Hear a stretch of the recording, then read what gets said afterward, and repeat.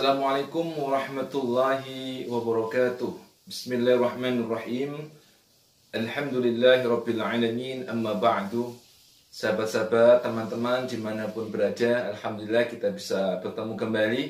Kali ini kita akan membahas tentang al-farqu baina lafzi Bakkah wa Makkah.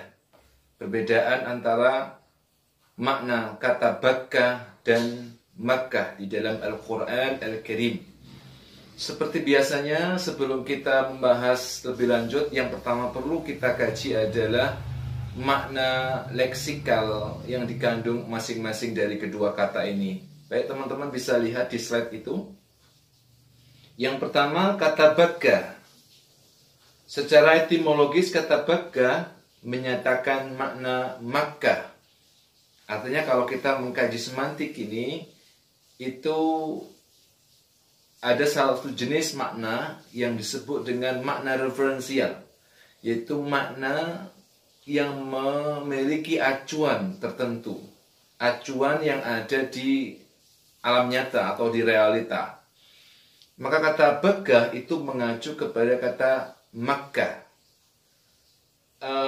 Dalam hal ini para ulama sepakat bahwa kata Bakkah ini mengacu pada Makkatul Mukarramah. Hanya saja para ulama kemudian berbeda pendapat tentang derivasi dari ayat ini, derivasi dari kata ini terkait dengan aspek etimologisnya. Ada yang mengatakan bahwa kata Bakkah itu diambil, derivasi dari kata al-Bakk, yang menyatakan makna al-izdiham. Al-izdiham itu adalah berdesak-desakan. Hal ini disesuai dengan perkataan orang Arab, biasanya mengatakan yatabakuna fiha wa yatadafa'una fit tawaf, yang artinya mereka berdesak-desakan karena di tempat itu orang-orang berdesak-desakan untuk menjalankan tawaf.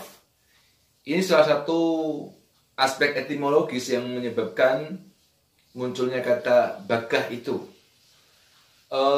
Menurut pendapat yang lain, wal bakku aidan daqqa al-unuq wa ka'anna sumiyat bi Bakkah li'anna al-jababira tandaqqu a'naquhum idza araduha bisu'in.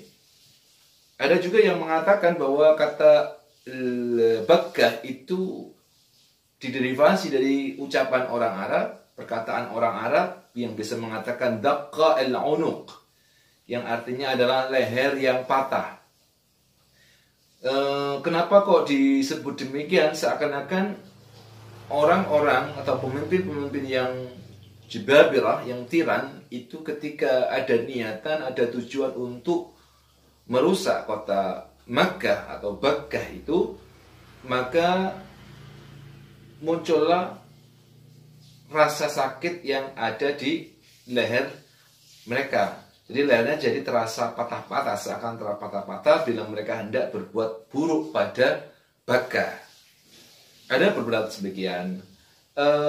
Ada juga pendapat ahli yang menyatakan bahwa kata Bakkah itu diderivasi atau diambil dari kalimat atau ucapan orang Arab baka'at an-naqa aw syat, yang artinya onta atau kambing itu sedikit susunya, yaitu susunya sedikit karena sedikit air dan kesuburannya. Ini aspek etimologis yang dikandung oleh kata Bakkah itu sendiri. Yang kedua, yaitu kata Makkah. Secara etimologis kata Makkah juga menyatakan maknanya sama, yaitu Makkah, sebagaimana tadi di awal itu. Hanya saja kata ini oleh sebagian pendapat ulama, terutama di sini Imam Khalil bin Ahmad Al-Farahidi, beliau menyatakan bahwa kata Makkah itu diderivasi dari kata yang terdapat pada ucapan orang Arab tamakkatu al-uzma, yang artinya aku mengeluarkan sumsum tulang. Dinamakan demikian karena ia berada di pertengahan bumi dan ia seperti sumsum yang berada di bagian dalam tengah tulang. Sebagian ahli berpendapat bahwa kata Makkah diderivasi dari ucapan orang Arab Makkah al-fasilu dur'a ummihi wa tamakkakahu, Yang artinya anak unta yang masih disapih itu terus menyusu di puting induknya. Yakni anak unta yang disapih itu menyusu pada puting induknya dan meminum semua susunya. Ini secara etimologis makna yang dikandung oleh kedua kata tadi itu, yaitu bagga dan makka. Coba kita sekarang beralih kepada aspek morfologisnya.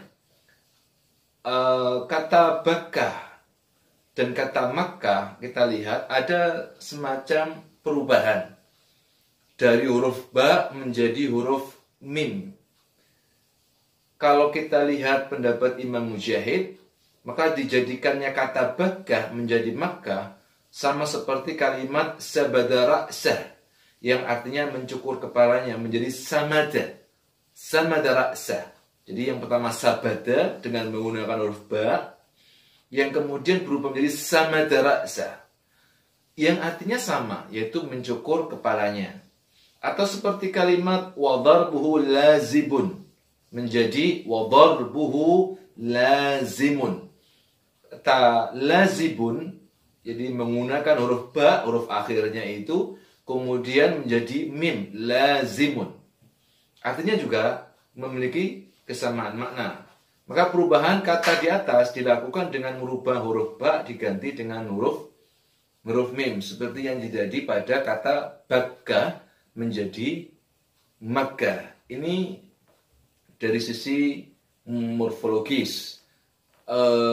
Dari segi fonologis, dari segi aspek artikulasi ucapan, ada satu kemujizatan yang luar biasa besar yang ada pada kedua kata ini, ba menjadi mim. Kita tahu bahwa di aspek secara fonologis, ba dan mim ini makhrajnya sama. Ada yataqarab, saling berdekatan antara mim dan ba. Sehingga perubahan kata sabada menjadi samada atau makkah, bagga menjadi makkah, itu secara fonetik, secara fonologis ada kesamaan dalam segi makharijul hurufnya. Sehingga biasanya kalau dari segi artikulatif yang lebih mudah diucapkan itu adalah huruf mim ketimbang dengan huruf ba. Ini dari aspek fonologisnya. Baiklah, kita coba sekarang kita lihat di dalam Al-Quran bagaimana kedua kata ini berada di dalam Al-Quran. Yang pertama kata bagah dulu. Di dalam Al-Quran kata bagah itu hanya disebutkan satu kali, yaitu berada di surat Ali Imran ayat 96. Teman-teman bisa lihat. Inna awwala baitin wudi'a lin-nasi lalladhi bi Bakkah mubarakan wa hudan lil alamin. Kita lihat di situ ada kata Bakkah. Demikian juga kata Makkah itu di Al-Quran juga disebutkan oleh Allah Subhanahu wa taala hanya satu kali, yaitu tepatnya pada surat Al-Fath ayat 24. Allah Subhanahu wa taala berfirman, "Wa huwa alladhi kaffa aydiyahum 'ankum wa aydiyakum 'anhum bi batni Makkah min ba'di an azfarakum 'alayhi wa kana Allah bima ta'maluna basira." Kita lihat itu yang kita warnai kuning, itu ada kata Makkah. Ayat ini juga dalam Al-Quran hanya satu kali disebutkan. Nah, dari segi penyebutan tersebut secara lahiriah seakan-akan sama. Karena apa? Memiliki makna referensial yang sama, yaitu mengacu kepada Ummul Qura. Hanya saja kalau kita cermati secara detail, secara mendalam, sejatinya ada perbedaan, terutama dari segi penggunaannya. Kalau dari segi makna referensialnya sama, yaitu menyatakan Makkatul Mukarramah. Tapi kalau dari sisi penggunaan kedua kata ini, kalau kita lihat dari kedua contoh di atas, kedua ayat di atas, itu ada perbedaan. Perbedaannya di mana? Coba kita amati di slide itu. Ketika Al-Quran menyebutkan kemuliaan Al-Bait Al-Haram, dan kedudukannya sebagai rumah yang disucikan atau al-bait al-muqaddas, maka Al-Quran menggabungkannya dengan nama kuno dari tempat tersebut. Ya, kita tahu bahwa nama kuno dari tempat tersebut sebagaimana dalam surat Al-Imran tadi itu Bakkah. Dan ketika Al-Quran memaparkan situasi dan kondisi baru, sebagaimana dalam surat Al-Fatah yang sudah disebutkan di atas itu, yang menceritakan kejadian tertaklukkannya kota Mekah, atau yang sering kita sebut dengan Fathu Makkah, maka Al-Quran mendatangkan nama baru yang berasal dari bahasa Arab. Karena notabene, kata Bakkah itu ada pendapat ulama yang mengatakan diambil dari bahasa Kaldaniyah, bahasa yang digunakan oleh Nabiullah Ibrahim alaihissalam. Ada sebagian ulama juga menyatakan bahwa Bakkah itu berasal dari bahasa Samiyah Qadimah, Samiyah kuno. Nah, kemudian ketika terjadi Fathu Makkah, satu fenomena besar dalam kehidupan umat Islam, yaitu tertakluknya kota Makkah, maka turunlah surat Al-Fath ini, dan tidak lagi menggunakan kata Bakkah, akan tetapi berubah menggunakan kata Makkah.